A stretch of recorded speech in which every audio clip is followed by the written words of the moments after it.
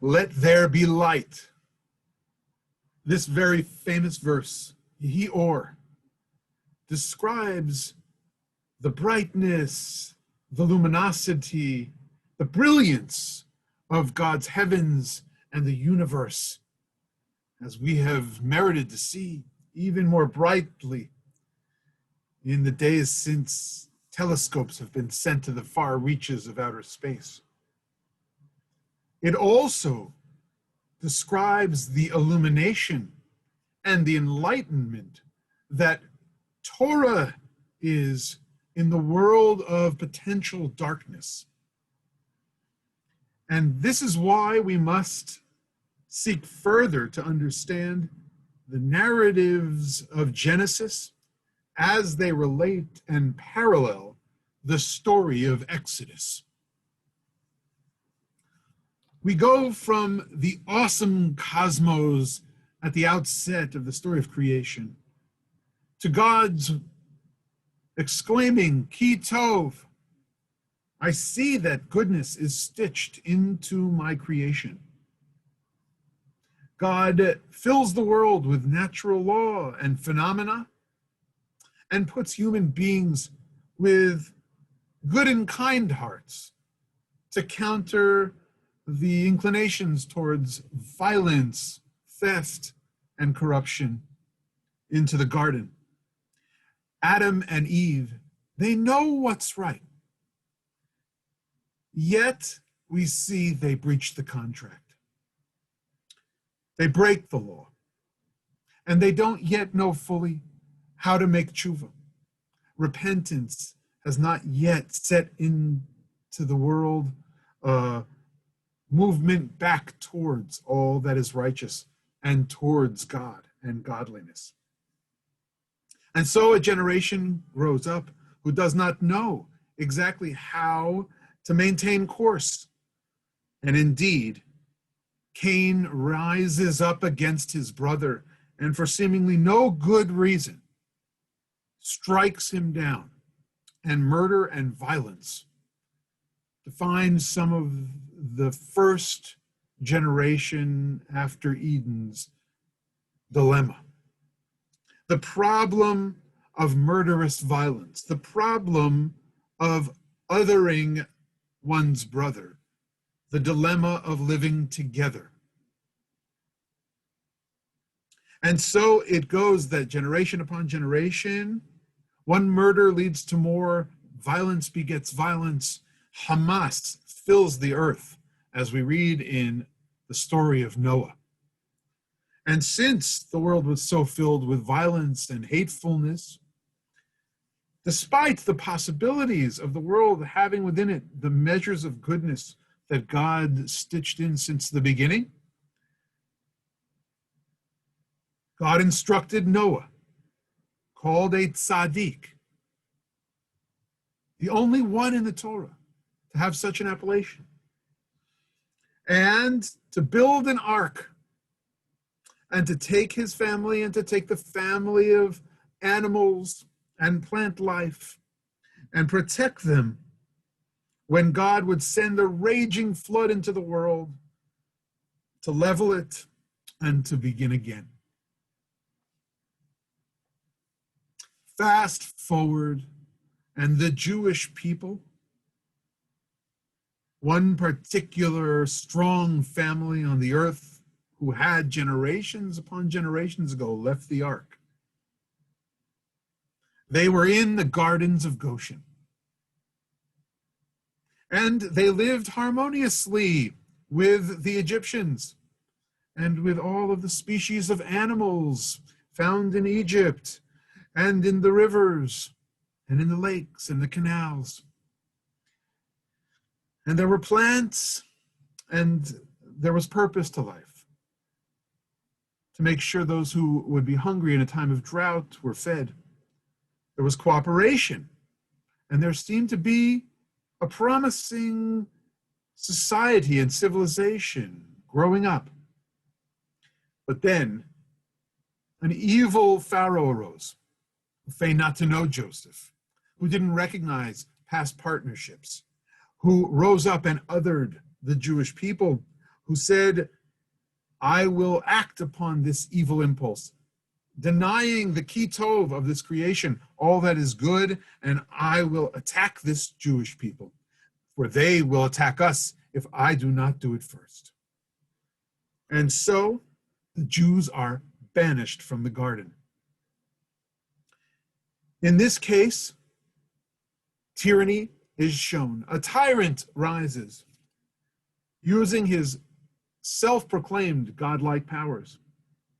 He rises, this Pharaoh, and he kills the Jewish defenseless infants. He and his society, who accedes. And so a new ark is built, an ark for the baby Moses, the Noah, the tzaddik of his generation. Moses will grow and he will become aware, perceiving all he can, light shining forth and giving him deep understandings of society around him. Vayar et sivlotam. He uses his sight, he uses his insight to perceive and understand and digest that it is Pharaoh and a tyrannical society that has grown around him. It is a society where evil flourishes and which is missing that kitov, that light of creation, that possibility of goodness. And so he sees the Ish Mitzri, he sees the taskmaster, and he rises up and he kills him. But this time, unlike Cain's murder of Abel, Moses' use of lethal force has a purpose.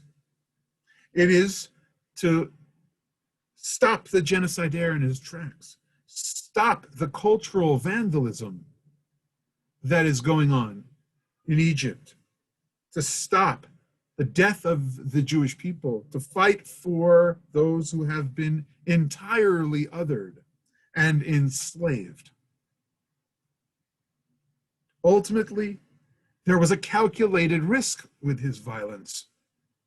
And as he runs towards the light of the burning bush and has a moment of communication with the divine to accept and gain purpose and his mission in life, he brings with him this light of godliness back into the midst of the garden in which potential goodness exists, but is filled with such evil. Let this people go, let my people go, becomes a cry for all peoples in every age who need to rise out of tyrannical oppression, out of enslavement. What is immoral and idolatrous must be left behind. New chapters of history must be written. It is not Moses' use of force at that point that overcomes the Egyptians, but God's use of force. Read simply, the plagues indeed are violent makot, plagues on Egypt, hits on society, full-fisted and with consequence.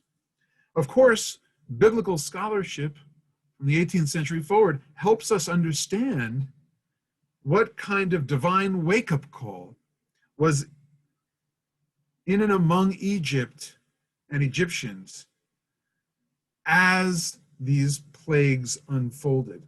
These plagues, say scholars, were not individual acts of violence done by God, but collapsed in a time frame that they were not expected to happen in. These natural phenomena that occurred in Egypt over the course of time, all coming together, shook the Egyptians to their very core. This world, we're receiving a wake-up call. There's something stitched into this world that is shaking out this evil. We must reject this kind of tyranny, this kind of tendency towards violence and enslavement. We must seek the good. And so It took a Moses coming out of his ark with staff in hand, the cooperation of his brother and sister, family of leaders, and a people who felt that they had now new purpose and a mission themselves to go out and worship God, that they could rise up and they could indeed leave with their new leader, calling them forth on this journey into a wilderness. Pharaoh pursued them. And of course, we know that story. Hard of heart, because that's what his character really was full of. Hardened heart and immorality. Pharaoh pursued them to the sea. And just like God let loose a flood in the days of Noah, God closed the waters on Pharaoh and the murderous soldiers. The parallel narratives are incredible. To rid the world of Hamas, of violence, as it said in the portion of Noah. In Noah's case, they left the ark and they received 7 laws that we refer to as the Noahide laws. Thou shalt not worship idols, not to curse God, no committing murder, no adultery or bestiality or sexual immorality, don't steal, no eating flesh torn from a live animal, and that humanity must establish courts of justice. Moses' responsibilities did not end, leading them across the sea. Miriam's responsibilities and Aaron's did not end, leading the Jews into a wilderness journey. Indeed, the true destination, the important and essential central address of the Jewish people's understanding of how they would be lights to the world and more light would flow, Yehi Or, would be the light of Torah that comes from their connection with God's teachings at Sinai. The redemption from Egypt leads directly to Ma'amad Har Sinai, to the revelation at Sinai. It is there that they receive the laws and rules about establishing civil society, and that the pursuit of righteousness is central to that project, both in terms of courts of law and individual moral agency, is expressed in the retelling of the Exodus story in chapter 16. That chapter in Deuteronomy begins with a note that it is our responsibility each day of our lives to remember that we were freed from Egypt. As the first of 6 remembrances says, in a collection of remembrances at the end of the Shacharit service called the 6 Remembrances, we are reminded indeed that God took you out of Egypt, L'ma'an tizkor et yom tzeitcha me'eretz Mitzrayim, so that you will remember this redemption from Egypt, kol yemei chayecha, every day of your life. And that's in the singular, chayecha, and not collectively as a people, though we're inspired to have this collective history. The passage in Deuteronomy explains that our holiday cycle of the Shalosh Regalim, Pesach and Shavuot and Sukkot, are all connected to the historical memory of the redemption from Egypt. But Shavuot becomes for the rabbis the holiday of the giving of the Torah.